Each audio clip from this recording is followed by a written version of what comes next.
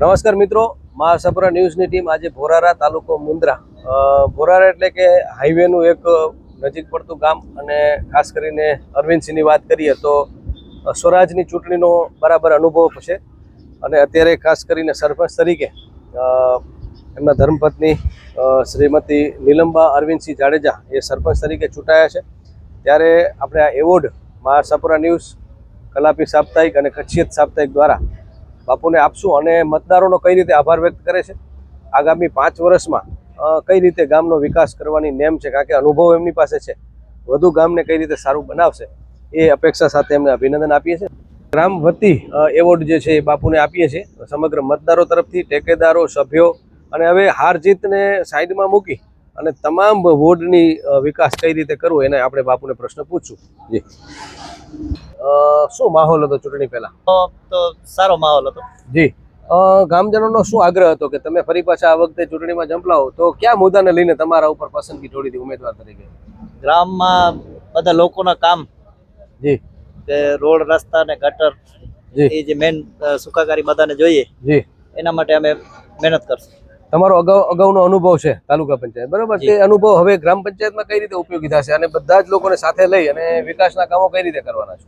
તાલુકામાંથી ગ્રાન્ટો જે આવતી હશે, સરકારમાંથી જે સારી ગ્રાન્ટો જે મળે છે, એનો ગામમાં કઈ રીતે સારી રીતે ઉપયોગ થઈ શકે લોકોની સુખાકારી માટે, એના માટે પ્રયત્ન કરશું। જી, આજુબાજુ કંપની કે ઉદ્યોગો કે ખનીજ ને એ શું તમારી પાસે એનો CSR અને ગ્રામ પંચાયતને આવી શકે એવું કોઈ છે અહીંયા? અમારી પાસે કંપની તો કોઈ ખાસ નથી, પણ જમીન એને થઈ ગયેલી છે, એમાં ગોડાઉન ને એ અમુક આવે છે, તો એનો હવે ફંડ જે ગામમાં મળશે, જી, એનો અમે પંચાયતમાં મળશે જે ફંડ, એમાંથી અમે ગામના વિકાસના કામ કરશું। જી, કેટલીક વસ્તી છે ગામની આપણે અત્યારે? ગામમાં 1200 જેવી નાની મોટી બધી વસ્તુ। બરાબર છે। અને ગામની સમસ્યાઓ શું હતી મૂળ, જ્યારે તમે ગામના લોકોને? ગામમાં તો એક તો પાણીની સમસ્યા છે અને ગટરની થોડી સમસ્યા છે અને બાકી સફાઈનું ઈ જ છે।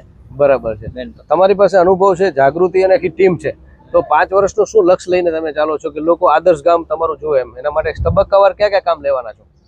અમારે તો બેન તો આ કંપનીમાં છોકરાઓ બધા કામે લાગે, આજુબાજુ બધો કંપની વિસ્તાર આવે છે, વાહ, એમાં ગામના લોકો બધા રોજીરોટી મળી રહે, જી, એના માટે અમે પ્રયત્ન કરશું। ગામમાં સારું શિક્ષણ મળે એના માટે અમે, જી, બાળકોને સારું શિક્ષણ મળે એના માટે કોશિશ કરશું। વાહ, આરોગ્ય અને શિક્ષણની શું સ્થિતિ છે અને શું વધુ સારું કરવાના? આરોગ્યમાં અમારા ગામમાં જૈન મહાજન છે, જી, એ ગામમાં એક દવાખાનો પણ છે, વાહ, સરસ, અને રોજ ડોક્ટર પણ સાંજના ટાઈમે આવે છે, આજુબાજુના વાડી વિસ્તાર અને ગામના લોકો બધા લાભ લે છે। અને બુધવારના અડાણી ગ્રુપ તરફથી એક ગાડી આવે છે, એમ્બ્યુલન્સ, વાહ, એની બી બધાને સારો લાભ લે છે। એટલે ઉદ્યોગો સહયોગી છે તમને? ઉદ્યોગ એટલે અડાણી સહયોગ કરે છે, બાકીના બધા જે છે એના માટે તમે રજૂઆત કરશો? રજૂઆત કરશું ને જે આજુબાજુમાં જે કંપની વિસ્તાર આવે છે, જી, એને પણ કહેશું કે ગામ માટે કઈક, જી, મદદ કરે। ઇફેક્ટેડ વિલેજ એટલે બાપુ કંપની ભલે તમારે ના આવતી હોય પણ તમે એના ગામના દાયરામાં આવતા હો તો એનો લાભ લઈ શકો છો અને તમારી જાગૃતિ છે તો ઉપયોગ થશે।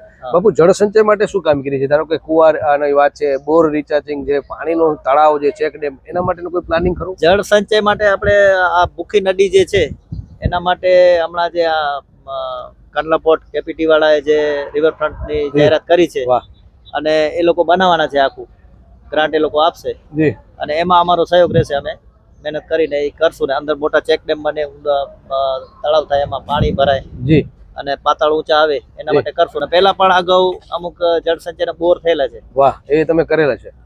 મારે પહેલા પંચાયત હતી ત્યારે કરેલા છે, તો હવે એને તમે વધુ ઇમ્પ્રુવ કરશો? વધુ ઇમ્પ્રુવ કરશો। ખાસ કરીને બાપુ, ધારાસભ્ય, સંસદ સભ્ય અને તાલુકા જિલ્લા બધાની ગ્રાન્ટો આવતી હોય છે, તો એ તમારો અનુભવ છે, વધુ ને વધુ ગ્રાન્ટો કઈ રીતે આવે એના માટે પ્રયત્ન કરશો?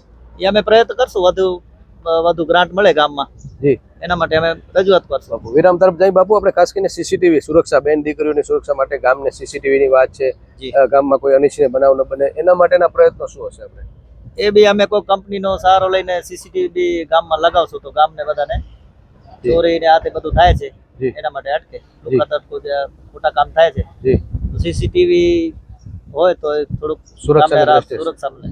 ચૂંટણી પછી બાપુ આપણે બધા સભ્યો તમારા છે, હવે કઈ રીતે બધાને સાથે લઈ અને ગ્રામ ચૂંટણી પછી પંચાયતના બધા સભ્ય છે, કોઈ મારું તમારું કોઈ નહીં, બધા આપણા સભ્ય છે। ગામના નાગરિકો પણ બધા પંચાયતના જે સભ્યો લોકો છે બધાને કામ કરવાના આપણે।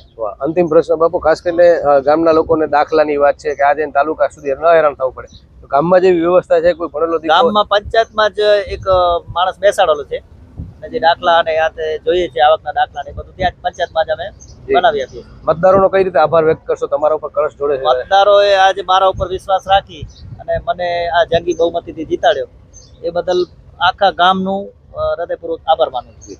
તો મિત્રો, અરવિંદસિંહભાઈ જે છે એમનો ખૂબ અનુભવ છે અને આશા રાખીએ કે 5 વર્ષમાં એમનો અનુભવ ગામના વિકાસ માટે ઉપયોગી થશે અને ગામ લોકોએ ખાસ કરીને ટકોરા વગાડીને, કારણ કે અત્યારે સરપંચને ચૂંટવો ને એ એક બહુ મહત્વની વસ્તુ છે, ધારાસભ્ય જેવી જ ચૂંટણી છે. ત્યારે ગામજનોનો એમનો વિકાસ છે કે ભાઈ આ સરપંચ જે છે એ બરાબર છે અને એમને વિશ્વાસ વ્યક્ત કર્યો છે કે ગામનો વિકાસ અમે કરશું. ફરી એકવાર ખૂબ ખૂબ અભિનંદન, મતદારોને અભિનંદન. સૌ સાથે મળીને ગામનો વિકાસ કરો એવી શુભેચ્છા સાથે ભાવેશ ભાનુશાલી, વિમલ સોની સાથે જયમલસિંહ જાડેજા, મા ન્યૂઝ, ભોરારા, મુન્દ્રા, કચ્છ.